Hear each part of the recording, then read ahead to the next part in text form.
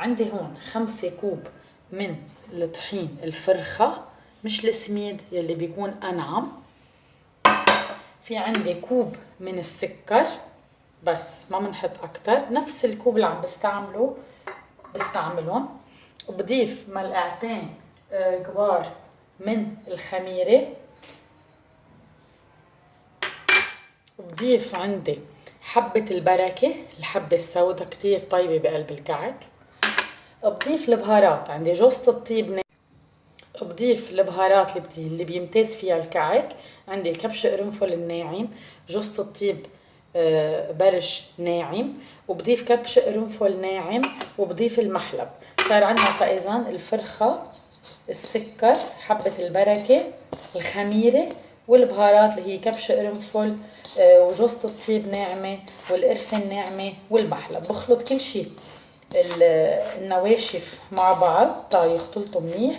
وهلا برجع بضيف لهم كبايتين من الزبده والسمنه. انا استعملت هون زبده الاليفير، حطينا كبايه من الزبده وكبايه من السمنه.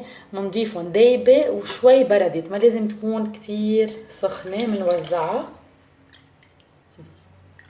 واذا بحاجه لمي اكيد بدنا نعوز شوي من المي. هلا بنعجنها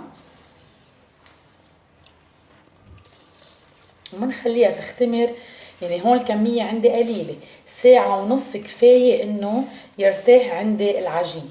وبعد ما اجي، بعد ما بيرتاح العجين عندي بعد ساعة من الوقت، بشكل العجينة مثل ما بدي، مدورة، ممكن احشيها بالتمر، اوكي، ممكن بقوالب خاصة. برجع كمان بريحها ساعة من الوقت قبل ما ادخلها على الفرن. يعني ما لازم دغري اعطيها الشكل اللي بدي اياه ودخلها على الفرن. ولازم ادهنها بالبيض. في اشخاص بدهنوها بيعطي لون كتير حلو، لون دوري يعني لون الذهبي. في اشخاص ما بيحبوا يدهنوها بشي، بيخلوها مثل ما هي. بنضل نفرك عنا العجينة لكل عنا النواشف ياخدوا الزبدة.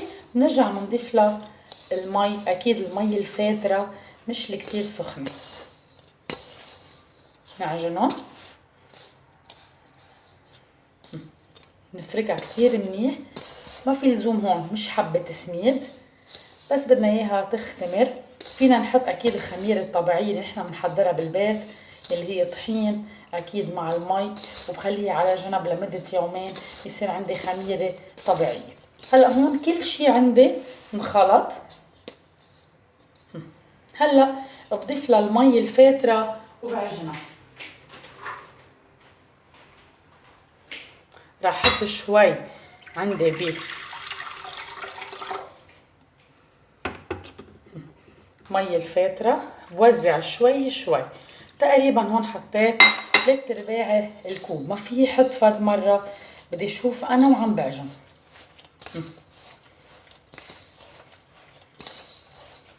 كوبين فاذا من الزبدة والسمنة، وضفنا 3/4 الكوب من المي. تقريبا بتحمل يعني كوب، تقريبا بعد ربع كوب من المي بتكون عنا كافية.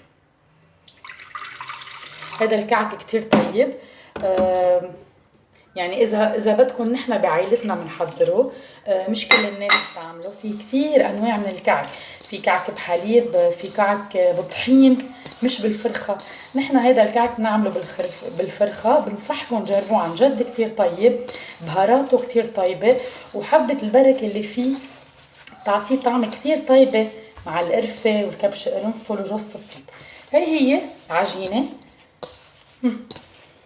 هون هيدي عجينتنا جاهزة، بعجنها بعد شوي تاخد كلها بعضها. يعني اخدت كوب من المي، نفس الكوب اللي بنعير فيه الفرخة.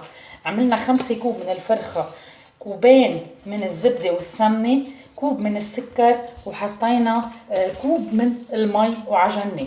حطينا ملعقة صغيرة من القرفة، ملعقة صغيرة من برش جوزة الطيب، ملعقة صغيرة من الكبش قرنفل، والمحلب حطيت تقريبا ملعقة كبيرة، وملعقتين خميرة. هيدي هي العجينة مثل ما شايفين. هلا بعد بتشرب عندي، بحط لها ورقة خشخاش.